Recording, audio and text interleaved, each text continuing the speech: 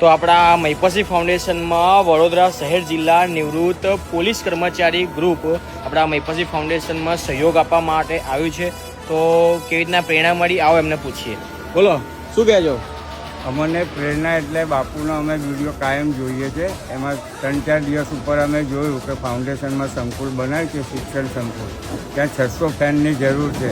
એ પ્રેરણાથી અમે પહેલાં 5 ફેન નક્કી કરેલા, પણ અમારા નિવૃત્ત પોલીસ કર્મચારી ગ્રુપે પોતાના પગારના બી પૈસા કાઢી અને લગભગ 35 જેટલા સીલિંગ ફેન ખરીદ કરી અને બાપુશ્રીના ફાઉન્ડેશનને સપ્રમ ભેટ આપવા માટે આવેલા છે અને બાપુશ્રી આ અમારી સપ્રમ ભેટ સ્વીકારેલ છે અને બાપુ આવી રીતના અવિરતપણે કામો કરતા જાય અને બાપુ મહિપતસિંહ ચૌહાણ એટલે આજના કલયુગના સાક્ષાત ભગવાન કહેવાય, બ્રહ્મા વિષ્ણુ મહેશ।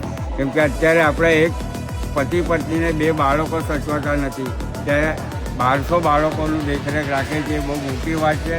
અને જે વૃદ્ધાશ્રમની બી અમે મુલાકાત લીધી, ત્યાં પણ ઘણા વૃદ્ધ લોકો છે, પણ એ વૃદ્ધાશ્રમના લોકોને અમે સાંત્વના આપી અને એમના પણ અમે આશીર્વાદ મેળવ્યા છે।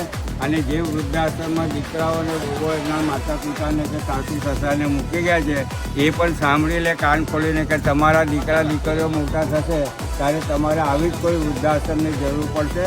અને બાપુને જે આ સાથ સહકાર મળ્યો છે, ગુજરાતની જનતાને પણ કહું છું, યથાશક્તિ હમણાં અક્ષર પુરુષોત્તમ માસ ચાલે છે, અધિક માસ ચાલે છે, પુણ્યદાનનો મહિનો છે, યથાશક્તિ આપ જે કંઈ બી આપી શકતા હોય તો આવીને આપી શકે, એવી જ અમારી વડોદરા શહેર જિલ્લા નિવૃત્ત પોલીસ કર્મચારી ગ્રુપ તરફથી માગણી છે। જય હિન્દ, જય ભારત। તો તમામ પોલીસ કર્મચારી ગ્રુપનો અમે હૃદયપૂર્વક આભાર માનીએ કે તમે અમારા મહિપતસિંહ ફાઉન્ડેશનમાં આવ્યા, બધું જોયું, વિઝિટ કર્યું અને સહયોગ આપ્યો। ખૂબ ખૂબ આભાર।